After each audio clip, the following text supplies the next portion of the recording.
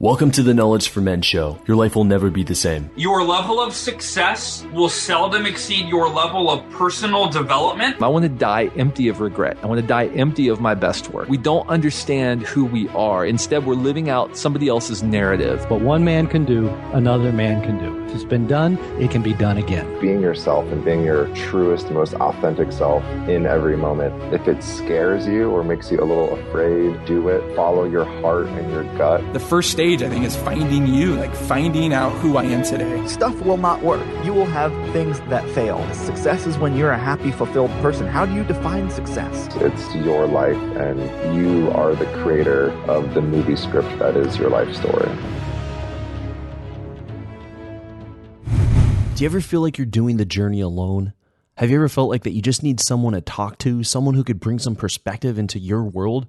Or maybe you're not the type of person who learns from watching video courses or reading books, and you just want to talk with someone specifically about your challenges and how to break through them. I want to introduce you to the High Performance Men's Coaching Program. It's an intensive coaching experience designed to unlock a man's full potential in his life, business, and relationships.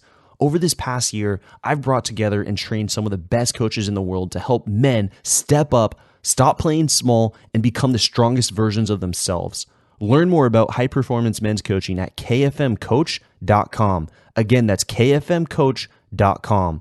You are not alone, and we are here to cut through the crap, hold you accountable, and challenge you so that you can make your dreams become a reality. Go to kfmcoach.com to learn more and apply. All right, guys, welcome to the show. I'm here with Tom Bilyeu. He's the co-founder of Quest Nutrition, the second fastest growing private company in North America on the Inc. 5,000 list. It's valued at over $1 billion. Tom, welcome to the show. Thanks for having me on, man. Appreciate being here. Yeah, Tom, big fan of your work, big fan of your talks and of the interviews that you do with high profile, entrepreneurs and celebrity guests. Let's now dive in with a favorite success quote or some sort of saying that you've lived by that's helped you on your journey. Do and believe that which moves you towards your goals. That's the concept that is really at the center of my existence. My favorite quote is the one from Winston Churchill about never giving in. Never, it's like ridiculous. Never, ever, ever give in to something except to, like common sense, and never yield to the apparently overwhelming might of the enemy. It's just such an incredible quote, especially when you put it in the context of a man who's essentially saying that about Nazi Germany. So just love that. Yeah. And do and believe that which brings you closest towards your goals. So what is it that you are consistently doing, and what is it that you believe in that's really driving you? That's really highly tailored to the person, what they're trying to accomplish. But for me, it really is this concept that I call ideas in equal ideas out. So I don't believe that, people are necessarily unique idea creation engines. I think that, at this stage in human evolution, I'm willing to accept, I don't actually think it's true, but I'm willing to accept that all unique ideas have already been thought of. But what hasn't happened is not all of the unique collision of ideas has happened. And I think that's what really makes each and every one of us unique is, our mindset, our frame of reference, the way not only that we are from a genetic standpoint, but the way that we were raised, the time period that we live in, all of that is incredibly unique. So if you take in all the ideas that you can and then synthesize them in a way that is unique to the way that your brain processes data, I think you get a totally unique outcome from that. And that's really, really intriguing to me. And the concept of the way that culture really is a force multiplier in and of itself, the way that so many people for so long have been putting all this information out there, and we live in this golden age where it's all available online. Yeah. Like just today, I'm like really fascinated with the microbiome, and so I'm researching that right now, and I'm reading this book about it, and like every third term, I don't know, and so I'm having to look up, and I thought, man, this would have been impossible like 25 years ago before the internet. So now that any word that I want to look up, I can literally look up right there, go read a Wikipedia article about it, and it's just incredible. So that to me is for my personal answer to that is just getting as much information as I can. So I read voraciously about topics that I find deeply interesting, and most importantly, that I think will actually be applicable in either my personal life or my business life. Yeah, that is, you just search whatever you're looking for, it's available in seconds. And if you remember libraries where you would actually have to look and find the book, and then you'd have to find the right book and then open it up and find the right section to find that right paragraph, and that whole process could take a half hour, an hour, just to figure out one thing. And it's like, now with Google, boom, you're done. And so all the information is available to really do almost anything here that you'd like to achieve. It's not a information problem. I think today the problem that now like the excuse of not knowing what to do, I feel like, is out the door. Google, there's so much available to you online and through books. It comes down to you, the individual, being able to execute. And I think that's where the support is needed today. Totally agree. What have you found makes the difference between those that will go on and accomplish great things and accomplish their goals? You've interviewed, a number of fascinating individuals, and even yourself as a case study, who has gone on and done, incredible things, versus those who have the same aspirations and goals but do not achieve those goals. You really put your finger on it a second ago when you said that it all comes down to execution. At the end of the day, that's really all that matters. And, when I talk about learning voraciously and ideas in equal ideas out, everything that I'm talking about is really about improving your skill set and being able to actually do a thing. So whatever it is that you're trying to accomplish, whatever, business you're trying to build, or even if you're just trying to be a linchpin employee, at the end of the day, it's about developing your skill set so that you can execute at a higher level than somebody else. And I really think there's two kinds of people in the world. Type 1 just wants a championship ring. And so they're happy to sit on the bench of a team that wins a championship, even if they don't go out and play. And then type 2 is somebody that would rather miss the game-winning shot in a championship game and have wanted the ball and to have totally engaged with trying to, make magic happen than get a ring for a game that they don't play in. So, and I definitely fall into that latter camp. Like, I want to engage. I want to get skills that have utility and put that utility to the test. And at the end of the day, like, building something is exciting because you can actually improve somebody's life. You can put something out into the world that didn't exist. Like, if you hadn't come along, if you hadn't gained those skills, if you hadn't executed at a high level, then the world would be a fundamentally different and worse place. Like, that's the position I want to be in. So that to me is really the driving force. Can you close your eyes, imagine a world that's different than the one that actually is, open your eyes, and then make that world come true? That to me is the ultimate human talent. Like, that's what we should all be aiming for. That sounds exactly like the Matrix of what you just told me.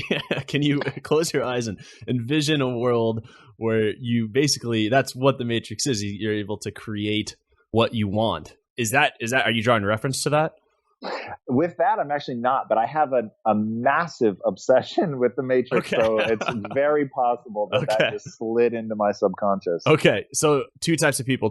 First type, championship rank, sitting on a winning team. So you want to be a part of something great, but you're sitting on the bench, but you also get the ring.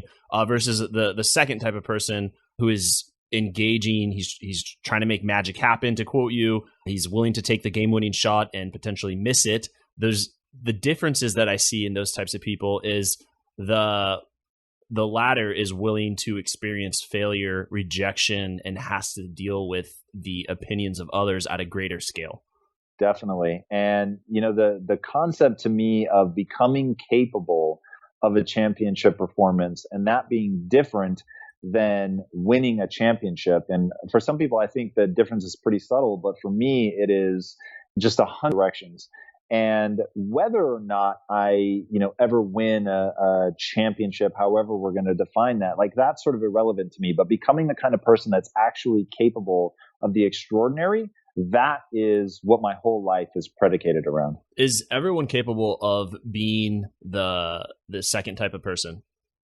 I think everybody's capable of getting there. And look, you have to meet minimum requirements, and I don't think there's any way around that. Like, IQ doesn't matter after a certain point, but you have to reach sort of the minimum. But when I think that Richard Branson's IQ is like 91 or something, I mean, it's from a just raw IQ perspective, it's below average. But what he's accomplished in his life is astonishing. So it's like, he is the perfect example to me of showing that, sure, like he had to meet minimum requirements, but he certainly didn't excel and maybe even was a little bit below average. But what he's done with what he's been given is extraordinary. And he's gotten good at things. When you hear the stories about how his parents would drop him off like 5 miles from home and tell him just find your way at like age 6, literally crazy. But he had to learn to be self-reliant. He had to learn to take risks. He had to learn to like figure things out on his own. And, that helps turn him into the incredible entrepreneur that he's become. So if people are willing to put in the work, if they're willing to acquire the skills, if they're willing to really buckle down and do the hard and oftentimes boring work of self-improvement and to push through to the point where it's long past the enjoyment. And now we're into the just realm of disciplined practice of putting that in and really trying to get good over time. Like, yes, I think people can turn themselves into anything that they want. And there's no question I believe in early wins. Like, so everyone sort of comes hardwired to be better at some things than others. Right. But I really do believe that whether you're leveraging your strengths or whether you're fighting through your weaknesses is irrelevant. You need to decide what it is you want to become great at. What do your goals demand? And then get good at that. So if you can leverage your talents and you love that, it makes you come alive and that's where your passions lie, that's awesome. Yeah. But if your passions and talent or your passions and interests lie somewhere else, and to get great at the thing that you love and that you would love the struggle and the fight and all of that, and it happens to be an area that's going to force you to address your weaknesses, I think that's absolutely fine. Look, at the end of the day, humans are adaptation machines. And the famous quote from Charles Darwin isn't what most people think. He was sort of misattributed the quote of "it's the survival of the fittest," which he actually didn't say. That was said by somebody else after he died. What he said was not humans, but it's not the strongest of the species that survive, nor the most intelligent, but rather the most adaptive to change.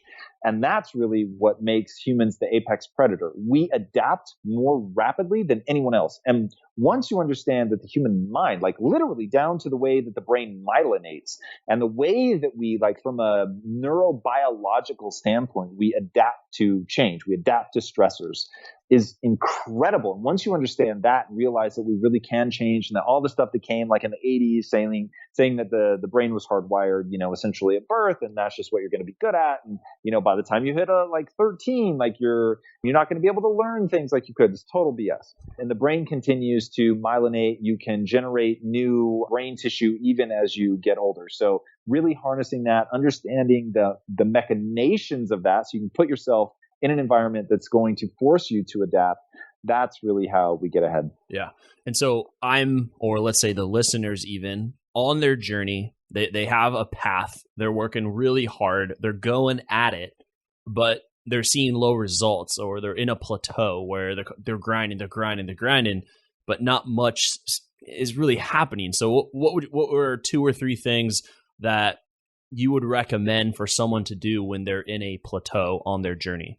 It's really about identifying, first, accepting that the reason that you've hit a plateau is because you're not doing the right things. And I think that's where a lot of people struggle. And they think, I'm putting in the work. This should be happening for me. And why isn't? And look at that person doing something similar and they're succeeding and I'm not. So, people are often trying to put the blame on something else. But especially in a business context, there's just nothing you need to look beyond other than the market. Like if you're not doing well, then you're not making the right choices. To me, that's super empowering. To recognize, okay, cool, this is all my fault. I need to make different decisions. I need to get good at something different. I need to really look at what's working in the marketplace, do an analysis of why it's working, compare that to what I'm doing and where I'm falling down. And then one of the things, honestly, man, and this is where I think a lot of people make mistakes, is they're pursuing something that they're not passionate about. Now, the reason I think the passion matters, and by the way, passion is not a lightning rod thing that you were born with. It's not something that you uncover. It's like love. It's a process. I don't believe in love at first sight. I believe that attraction turns into spending time together. Spending time together turns into getting to know each other, which turns into a brain chemistry reaction that has to do with trust and has to do with the just chemical nature of attraction. And all of that combines. And over time, through that process of getting to know them and coming to trust them and being excited by them and all that, the way that they make you feel about yourself, then that becomes love. So passion is a similar process. Starts as an interest. You pursue that interest. You gain mastery. You actually start getting good at it. And you realize, whoa, either I actually really like this. This makes me feel more alive than when I'm not doing it. Or you find, you know what, actually, this doesn't really suit me. I'm not enjoying the process. But find that thing that makes you feel so alive that you're willing to fight through the difficulties, the boredoms, the like seemingly endless process of skill acquisition, so that you've got the energy to really fight through and get to the point where you're actually great at it. Because when you're passionate about something, when you've got the energy to keep fighting and get great at something, you begin to develop your instincts. When you can trust your instincts and you're not just looking to what other people in the field are doing, the people that are ahead of you, and copying them and trying to be a fast follower, you can trust your gut based on having gotten good at it, really spending time in there, like following the things that, like literally letting your bliss, as Joseph Campbell referred to it, he said, follow your bliss. Yeah. Like when you're doing that, then it's like, okay, well, if the industry is going one way, but like your bliss would lead you another way, that's when you've got a real chance. That's when market opportunity opens up. Because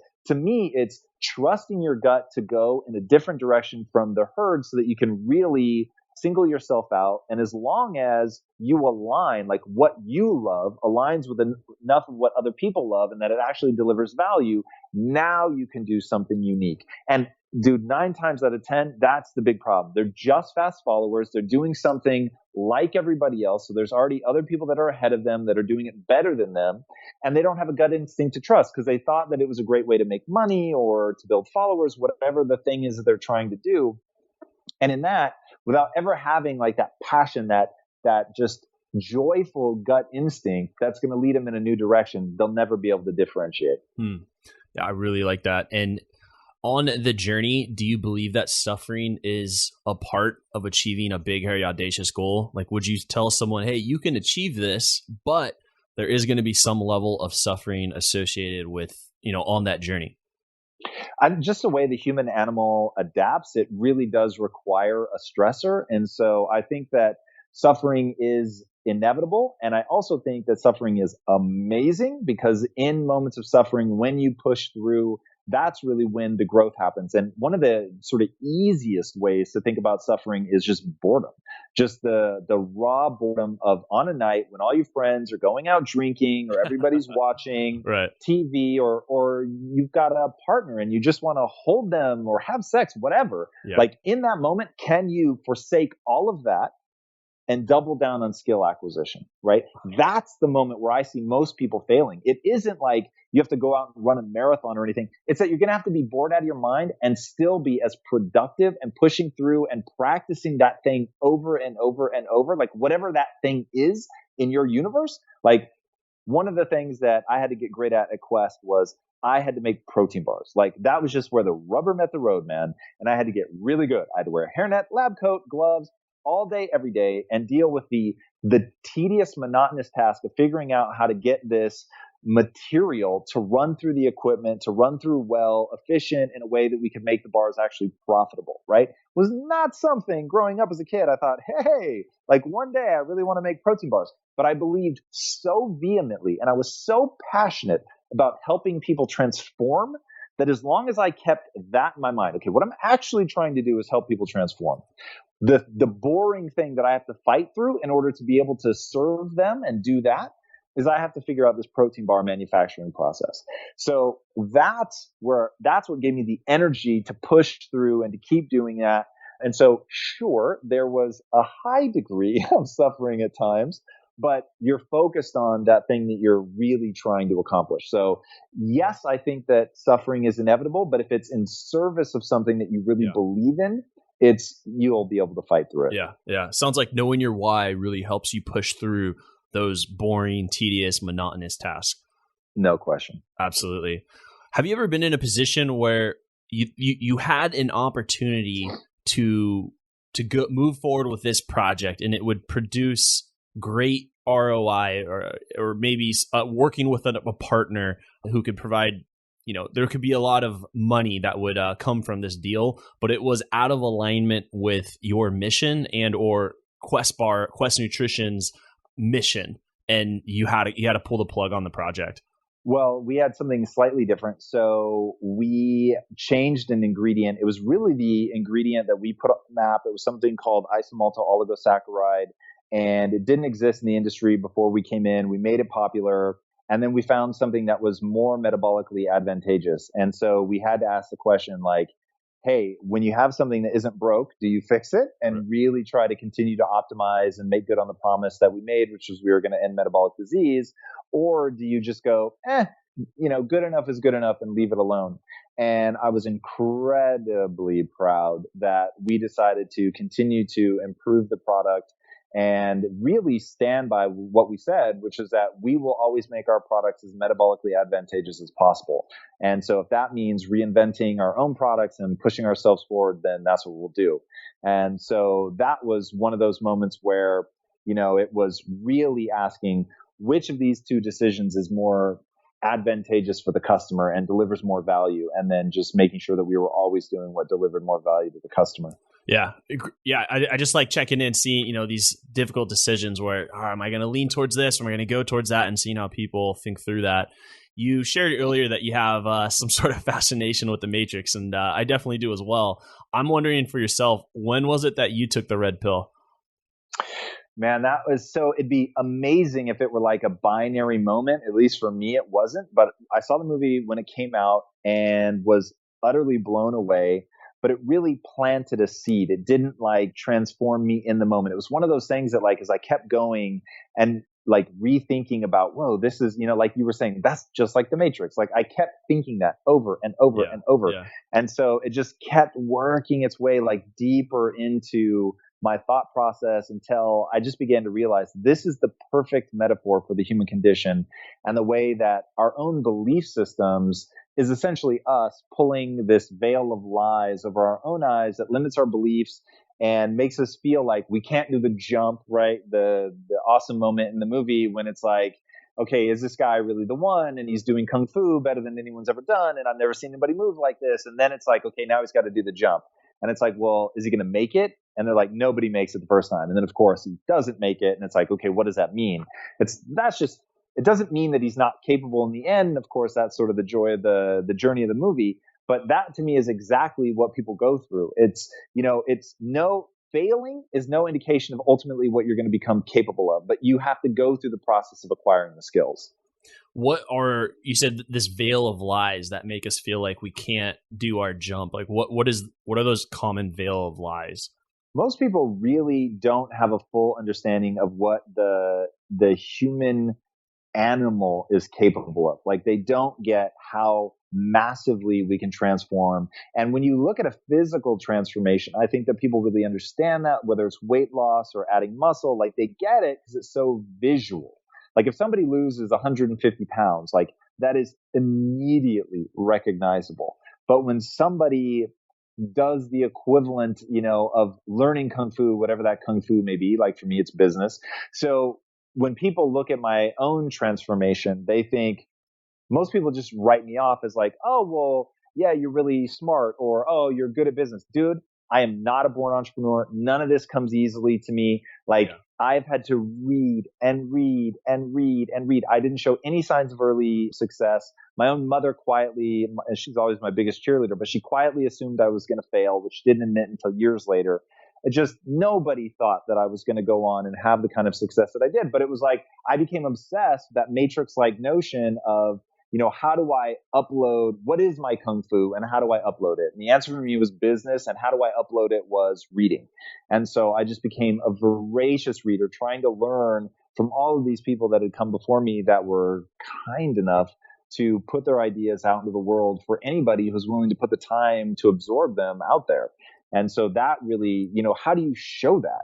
So when people see somebody that's accomplished something in their life, it's very tempting to say, oh, well, they're the exception. They're extraordinary in some way. When in reality, it's anybody can do it. You just got to put in the work. Yeah. So reading was a big, the thing that helped you on your journey. What would you say are two other things that really helped you get through those periods of like failing, of rejection? Even your own mother thought that perhaps this isn't the best, path for you.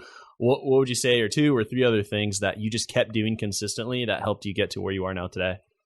The most important thing is I changed what I built my self-esteem around. So originally I was priding myself on being smart. I was priding myself on having the right answers. And that's a very fragile thing to build your self-esteem around, because the truth is that you're going to be wrong. The truth is that you're going to be in rooms routinely where you're not the smartest person.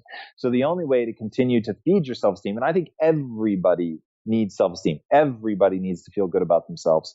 So if you're priding yourself on being right, being smart, you're going to keep putting yourself in rooms where the people are, they're not as smart as you. And so you're going to be putting yourselves in intellectually smaller and smaller rooms, which is just a terrible way to push yourself and grow and develop and encounter ideas that could ultimately be empowering. But you have to first be prepared to accept that you're not the smartest person in the world. You have to be prepared to accept you don't know everything, that you are wrong often. And so keeping an open mind, sitting at people's feet, as I like to think of it, really learning from them. Everybody's my superior in some way. And so being willing to sit at their feet, learn from them, and find out what they know that I don't, but that takes humility. And when you're so desperate to feel good about yourself and you're building it around being smart, you're just not willing to do that. And so I found myself acting in ways that were moving me away from my goals. And so just really stopping and reflecting and saying, wait a second, my actions right now are not in alignment with my goals. So what is it that I want? Do I want to feel good about myself, or do I want to accomplish my goals? And when I realized that's a false choice. Of course I want to feel good about myself, but I also want to accomplish my goals. So how do I find a way to feel good about myself that doesn't move me away from my goals? And that was when I realized that I needed to start building my self-esteem around being the learner and identifying the right answer faster than anybody else, and being willing to admit when I was wrong, truly opening myself up to the new ideas, to discarding what's no longer working, and to, adopting this new ideology. And that was the biggest game changer for me. That was so incredibly powerful. And really, it was foundational to moving away from a fixed mindset into a growth mindset. Yeah. And that was just incredible. Something that I've adopted more recently is meditation, which has been transformative for me as somebody who struggled with anxiety pretty profoundly. To be able to do something physiologically that moved me out of fight or flight and put me into a calm and creative state, that was a game changer. And I had resisted that for years and years because I thought that it was feminine, if I'm completely honest. Yeah. And it just didn't seem thanks for tough. Sharing. Yeah, it doesn't. Yeah. No, thanks for bringing that up. I appreciate that. For sure, man. And it was a Navy SEAL, a guy named Mark Devine, that finally was like, dude, I am interviewing him right after you. Oh, dude, he's amazing. You're going to love him. He's an incredible human being. Wow. That is incredibly vulnerable just to say that. But what does that meditation look like? 10 minutes, 1 hour, morning, night, during the day? What does it look like? I do it as needed, but typically I'll do it in the morning. So it's a part of my morning routine. But if I found midday, I was really anxious about something, I would meditate, no problem. I meditate. It's typically about 20 minutes, but only because I meditate until my legs start to fall asleep because of the way that I sit. And it's just super comfortable, but it usually lasts about 20 minutes. And that's about all it takes to really get into a calm, creative state for me. And then I do what I call just breathe. So it started with Mark Devine's box breathing, which is where the breath has 4 parts and all parts are equal. And I just found that it wasn't quite physically pleasurable to make all 4 parts of the breath the same. So I started varying it just based purely on physical pleasure, which I found for whatever reason was a great way to lower what I call my background radiation, which is the stress, the anxiety. And so I do relatively long inhale, a relatively short hold at the top of the inhale, a fast exhale, because that's really where I release the anxiety, the tension, and then a long hold after the exhale. And each part I just do as long as it's pleasurable. And the reason I call it just breathe meditation is when I find that my mind is wandering, I just say to myself, just breathe. And then that gets me back focusing in the moment on the part of the breath cycle that I'm on, focusing on making it pleasurable. And in focusing on that, and especially because it's pleasurable, that really puts me in the moment. Yeah. Yeah. I like that. I appreciate you sharing that, because I think meditation can come across as either feminine or woo woo, or like too Eastern, or something that's it's just not for me. But I think it's a growing trend amongst a lot of high performers that meditation provides a great stress relief and just kind of cleaning out the room type of thing. What I got from the question, I asked, okay, so what are some of the things here that you just have to do that helped you get through your journey? You said read, read, read, and also to succeed, you have to become a lifelong learner and really adopt that growth mindset, which I believe you're referencing Carol Dweck. Correct. Great, great. Talk to me just a little bit about your routine in the morning, because you just went into meditations and you're reading, of course. And I'm curious, okay, what's Tom doing in the mornings? I think, the way people start their days is kind of setting up how the rest of their day is going to be. So share with us what you got. So for me, a morning routine really starts the night before, and it's all about going to bed early. Huh. And so I go to bed early. I go to bed at 9 p.m. It's a religion. Wow. Are you in LA? I think you're in LA. Yeah. It's kind of still, it's like 8:30 when the sun like is just going Yes, down. I think kids are still playing like in your front yard probably. Okay. 9 o'clock. That's 9 discipline. o'clock. That is Gotta discipline. do it. Yeah. So go to bed right at 9 o'clock, whether the kids are playing in the front yard or not. Yes. And because my day, I really try to like really push myself and wring everything out. Like I'm tired. So at 9 o'clock, I'm asleep. And then I don't set an alarm. So I sleep for as long as I need. If I need 12 hours, I'm going to sleep 12 hours. But typically I get 5 to 6 hours. So I wake up, like today I was in the gym at 3 a.m. Whoa. You sometimes get 5 hours. So does that mean sometimes you wake up at 1? Wait, am I doing my 2? Okay, 2. Yeah. Wake up at 2, yeah.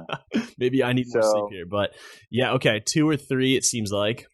Yeah, so I'm typically in the gym by 4 a.m., sort of at the latest. Not always, because some nights, like if I get, let's say I woke up after 4.5 hours, I have a rule that kicks in. So if I wake up after 5 hours, I get out of bed in 10 minutes, period.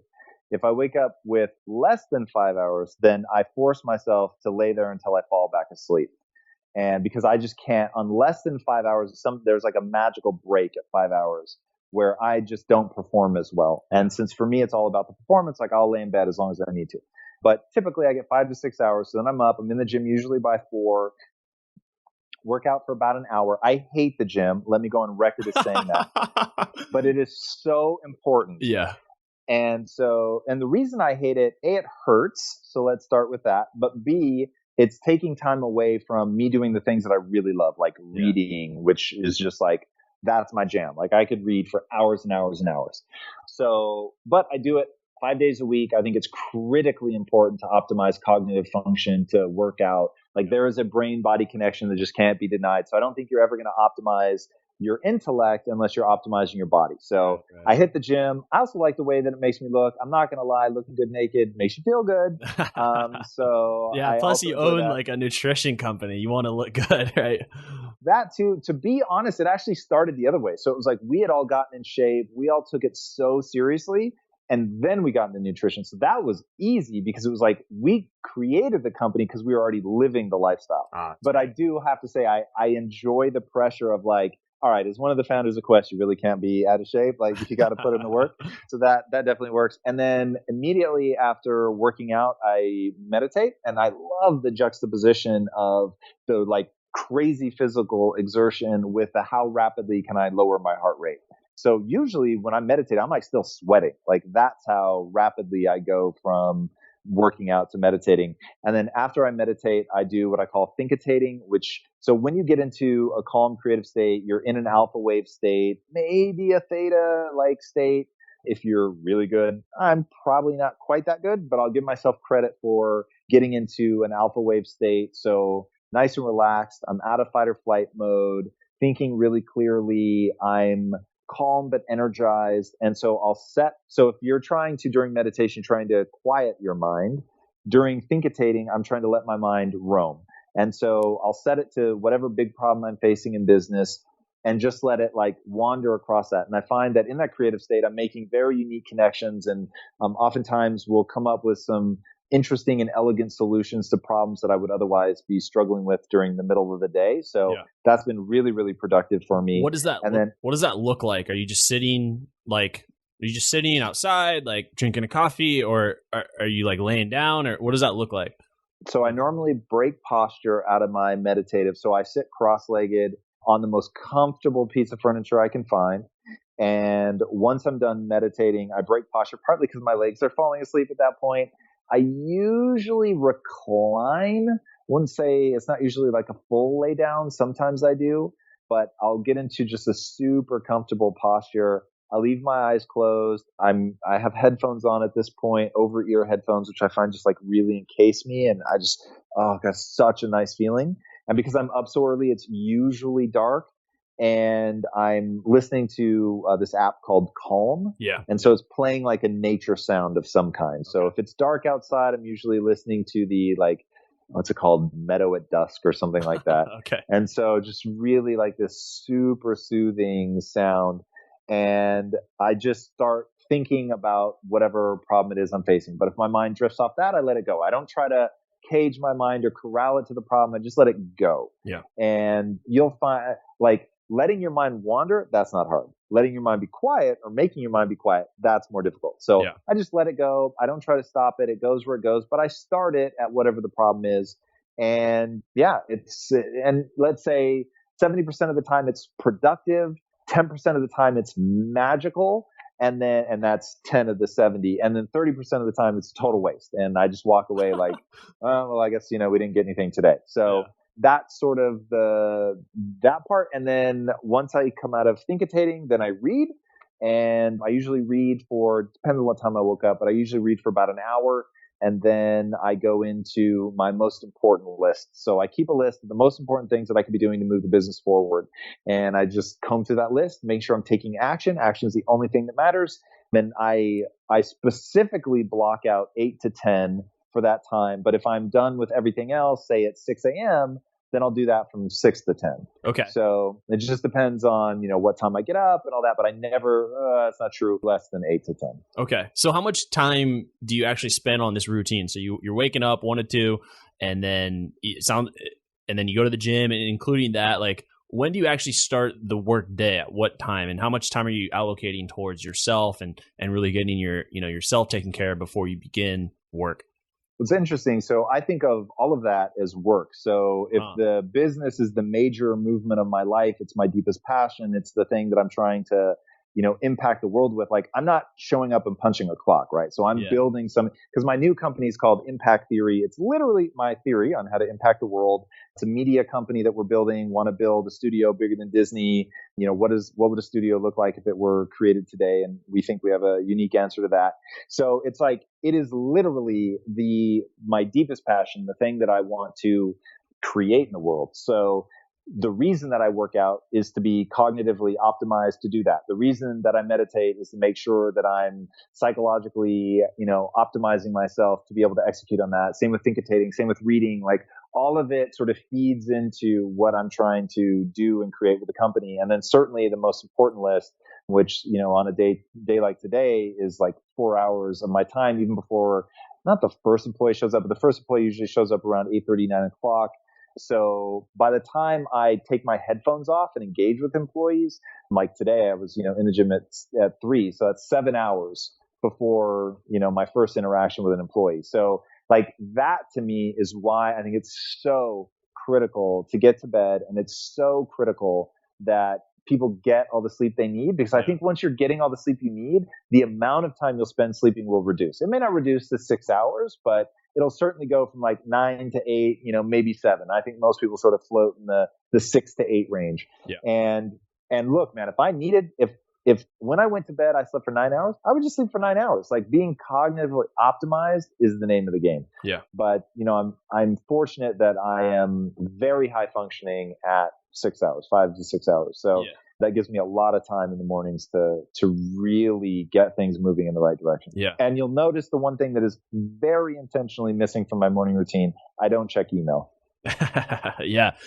So this stuff here, to me, I'm just like a nerd about routines, especially morning routines for people. And so I think it might not sound as sexy, like, oh, this is it, but this is what is allowing what I believe Tom to get some of these incredible results in his business and in his personal life as well. Would you agree?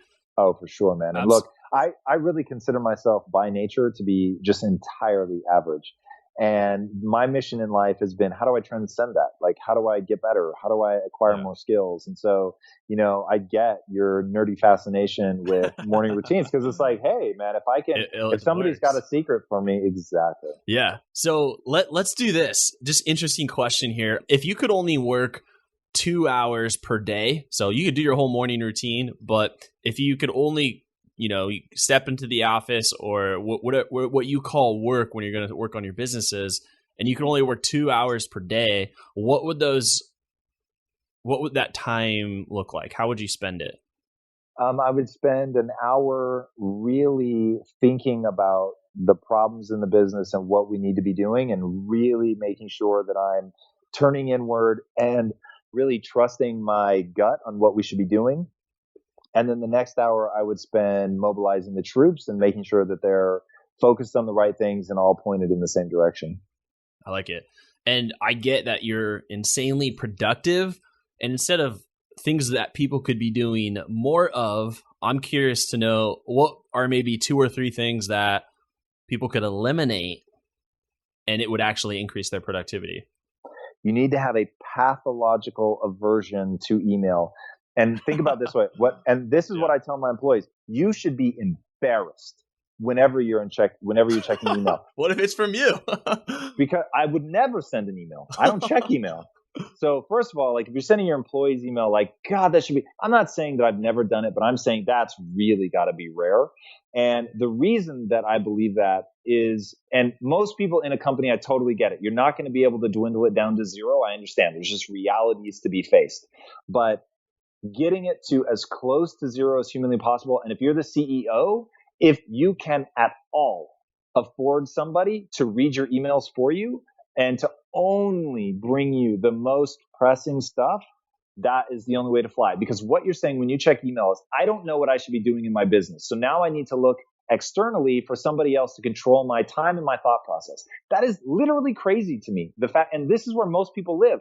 They're reactionary to email. And the reason people love email, and make no mistake, people love email because you don't have to think.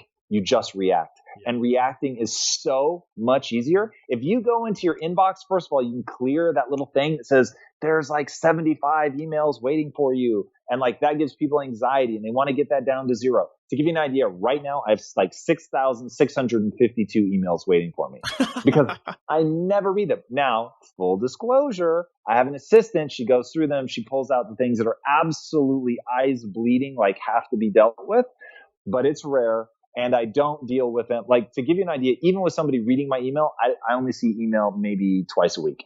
So like, it's just got to be death defying for me to look at an email, because I know what the business needs to be doing. And therefore I'm spending all of my time in that most important list. Like, that's it. Stop wasting time on other stuff.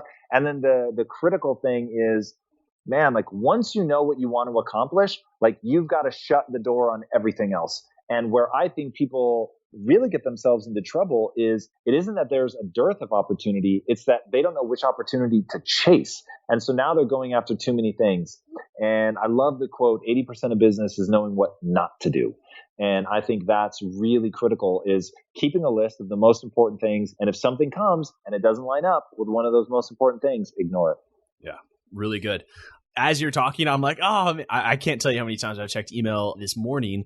And I really want to get that assistant in place and make that work. I think that would increase productivity by just tenfold at least.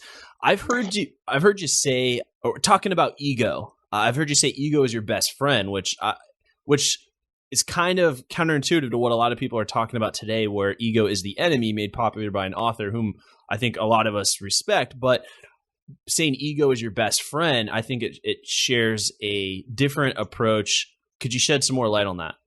Yeah, for sure. So, Ego's the Enemy, made popular by the amazing and talented Ryan Holiday. I totally get what he's saying, and I think he's right. My only point about ego being your best friend is that you have to feel good about yourself. And this whole notion that pride is somehow the enemy, pride is built into the human animal. You will never, ever get rid of pride. Don't even try. Don't waste your time. It's amazing the way that it feels. You have to be incredibly careful about what you build your pride around. And that to me is the thing. And so if you've built your pride around being clever, being smart, like having done that thing, being witty, like all the things that Ryan argues against, like being really careful about falling in love with your own stuff. But if instead your ego is predicated entirely on your willingness to objectively look at yourself, like I will tell you, the thing I'm most proud of in my life is my willingness to stare nakedly at my inadequacies. Okay. Once you're willing to do that, like once you're willing to be introspective, not fall in love with the things you're good at, but really look at like, okay, what am I trying to accomplish and where am I falling down in that without damaging my self-esteem? And that's the key. And that's what I really want people to hear. Like you need to be able to look at yourself, look at your flaws, your foibles, like nakedly without any of the spin that we all put on things and really say, what do I need to get good at? Like, where am I weak? How would this serve me? Like, what skills could I acquire that would allow me to accelerate movement towards my goals? If you're doing that, if that's where you derive your sense of pride, is being open-minded, really like trying to find the right answer, being willing to admit that you're wrong, like those things are anti-fragile. And if you've read the book by Nassim Taleb, by that title, like he really explains things that are tough, things that endure, like ultimately they're all defined by their breaking point. Because something that is tough, is resilient, it still breaks. It just breaks way farther away. It can sustain a lot of damage before it breaks. Something that's anti-fragile, using his definition, is something that the more you attack it, the stronger it becomes. So think about if somebody tries to tell me that I'm stupid, I'd be like, oh my God, you're absolutely right. Now, if you could just tell me in what way I'm stupid so I could identify that hole, so I could stop being blind to it, then I would know like how to go get skills in that arena. So it doesn't damage my self-esteem because I don't pride myself on being smart. So you telling me I'm stupid, I'm absolutely fine with that, especially if you're going to tell me how and why I'm stupid, because then I can go address it. That's anti-fragile. So the more you try to hurt me, the stronger it actually makes me because it makes me aware of a deficiency. I think it's good to hear that side too, because if you pushing away the ego and thinking that it's bad, I feel like there are some goods to it, and I feel like it's finding that right balance of having a grounded ego, if that works, because I see the both sides of it. I now want to dive into the knowledge round. Just want to ask you a few last rapid fire questions here before we clean up the interview. So you might be wondering, why would I ever invest in a coach? I've never done anything like that before. Well, it's going to shorten your learning curve and save you the time that it would take to achieve your goal. You can avoid making mistakes that you would otherwise make. You'll get more results because everything will be tailored to your specific needs and challenges. The coach will hold you accountable so you can't procrastinate, so you can't be lazy, so you can't say, I didn't have the time. You'll be challenged and pushed harder than you've ever been pushed. You'll have conversations so powerful that you'll feel more energized, alive, and confident and certain about the goals that you have in front of you and where you want to go. Most importantly, where you want to be. You'll go farther than you've ever gone before when you have a coach. If you want to learn more about our high performance men's coaching program, go to kfmcoach.com. Again, that's kfmcoach.com to learn more about our high performance men's coaching program. You have got to understand that every successful person in the world invests in coaching to go from good to great. And if you're already a high achiever, then how much more could you achieve if you had a high performance men's coach at your side to push you even further? Go to kfmcoach.com to learn more and apply for our high performance men's coaching program. Again, that's kfmcoach.com.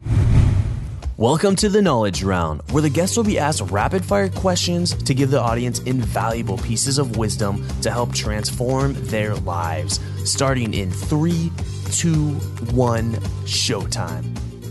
All right, and Tom, the first question I have for you is, what advice would you give to someone who's feeling really lost or unsure of their path and purpose? Just what comes to mind, kind of gut level answers. develop an interest, turn it into a passion by gaining mastery. In that process, you will figure out whether you actually love it or not. And then you have to be really honest with yourself about whether you're turning away from something because you're bored and you want the excitement of new love, if you will, or if you really just don't like it. And that has to be answered at the individual level. Yeah. What do you think is holding most men back from becoming stronger, grounded men today? A fixed mindset. Once you believe you can do anything you set your mind to, like all of the sudden, like you want to be strong, then go to the gym and make that a reality. If you want to be smarter, hit the books and, grow your mind that way. It's when you don't believe you can do anything you set your mind to, insecurity kicks in and really robs people of the chance to be, the best man they can be. Yeah.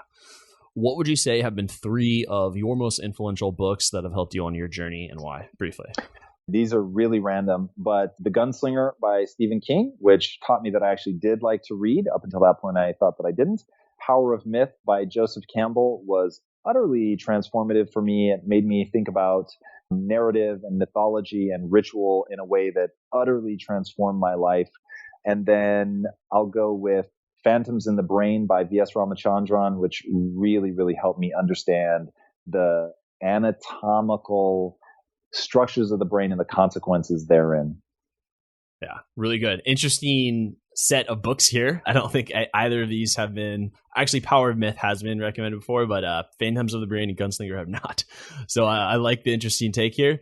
And now, Tom, imagine you had 60 seconds with 25-year-old Tom, if you can envision where he's at personally, professionally, even in his relationships, and knowing what you now know today, and you could sit down with 25-year-old Tom, what would you tell him to do and what would you tell him not to do? All right. First and foremost, I'm going to go fast because I only have 60 seconds. You have to get into a growth mindset. So right now, you believe your talents and intelligence are fixed traits, but the truth is that they're completely malleable, and through enough hard work, you can improve at anything. And yes, even singing, which is the one thing I always held up as the example that you couldn't. That is the thing that I would harp on. And then I would say, start building your self-esteem around being a learner and not being smart. Like, forget about that. It's totally irrelevant.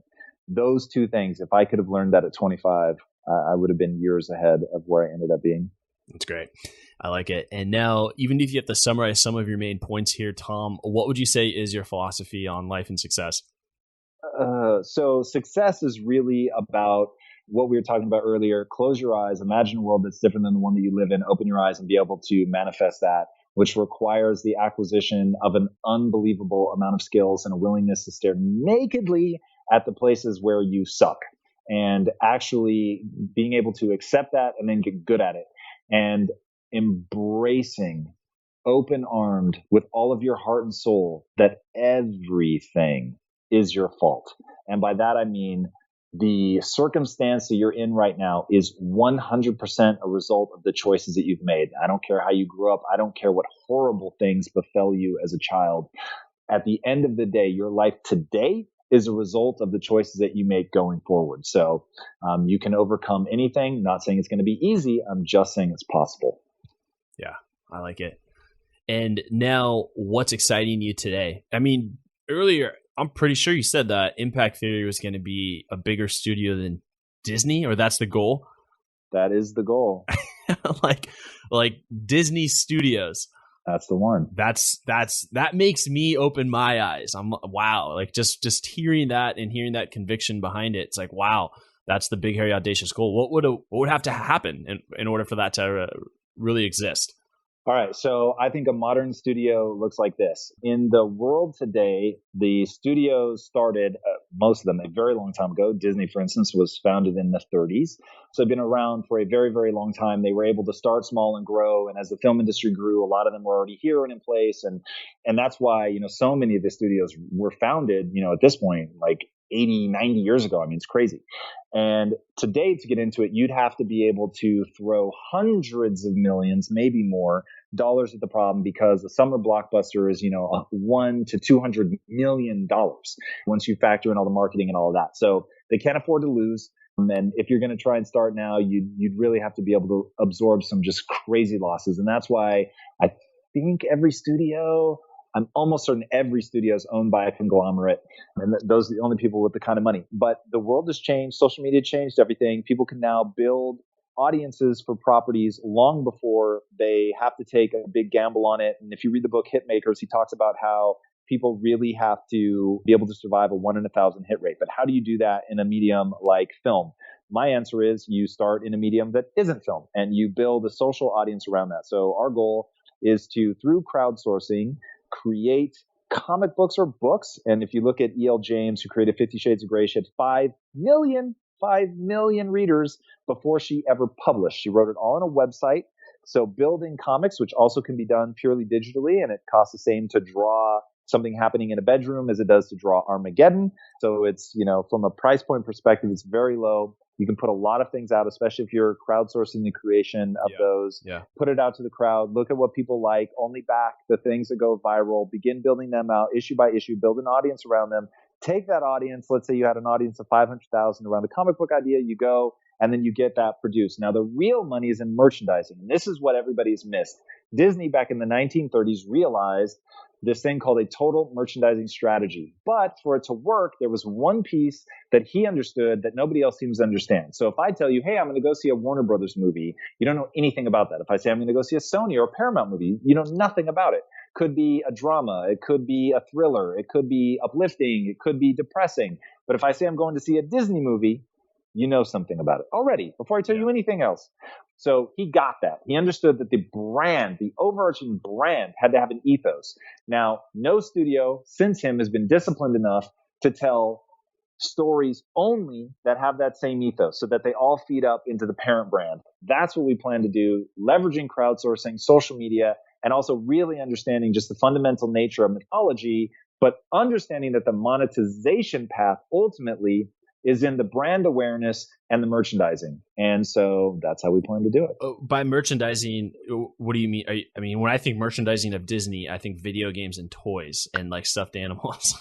You're right on the money. Video games, toys, stuffed animals, bed sheets, shoes, shirts, necklaces, the whole nine. What does an Impact Theory merchandise look like?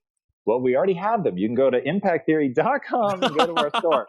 Okay. But I mean, think of any and everything you've ever seen from like Star Wars, right? We don't have that now, but like ultimately that'd be the goal. Or look at what Marvel's doing. I mean, it's, it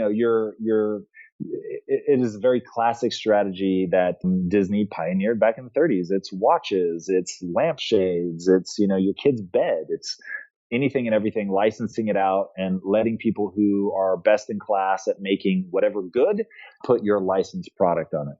Tom, you got an incredible story here. Are we working on a book here in the coming years, or? We actually are. So the book will be coming out almost exactly 1 year from today. Okay. Awesome. Is this about you, or is this a culmination of like Impact Theory guests and things like this? You are going to love this. It's about escaping the Matrix. Whoa. All right. I'm going to have to reach back out to you maybe 9 months, 10 months from now before that book comes out. I definitely want to talk about that at a deeper level. But everyone listening, impacttheory.com. And I am here actually looking at the shop, which is what Tom just said. And it does exist. There's merchandise. But that's not what it's about. You can definitely check out the episodes. He's interviewed amazing he's interviewed a whole plethora of guys like Tony Robbins, Tim Ferriss. We got sports guys, Jean-Paul DeJoria, billionaires, entrepreneurs, athletes, the whole shebang. It's incredible what he's got at Impact Theory. Also a podcast, but you can get the whole scoop at impacttheory.com. I don't know if you want me to quote this, but definitely questnutrition.com. Go get your go get a healthy snack next time you're at the grocery store. Think Quest, and just remember the guy who built it is this amazing individual that just shared a plethora of great advice for free here. Is there anything else that needs mentioning? No, man. Those two things are the both sides of my universe. If you want to follow me socially, I'm very active socially. You can follow me across every platform at Tom Bilyeu, and that includes YouTube. So all right, join us. Tom, thank you so much for coming on here and sharing your story, your message here with my community, and being vulnerable with a lot of your answers. I really appreciate it. Absolutely, man. Thanks for having me on. It was a pleasure. Thank you for listening to the Knowledge for Men podcast. Hundreds of interviews and millions of downloads later, we're continuing to build an international movement, and we're just getting started. So if you enjoyed this episode, go ahead and leave a helpful review in iTunes, because it really helps the podcast grow so we can impact even more men in the world who need this. Guys, this is all about living with purpose, where every day you only do things that matter to you. You wake up, live with purpose, and take massive action towards the life you want. And always remember, love the life you have while creating the life of your dreams. Go to kfmfree.com to get a surprise bonus I've made for my listeners. Again, that's kfmfree.com for something that's changed my life, and I'm offering it to you for free. Also, check out my Amazon best-selling books that I've written for you to help you crush life at kfmauthor.com. Again, that's kfmauthor.com to see all the books I've created to help you break through in life. This is your host, Andrew Farabee, founder of knowledgeformen.com, and I'll see you in the next episode.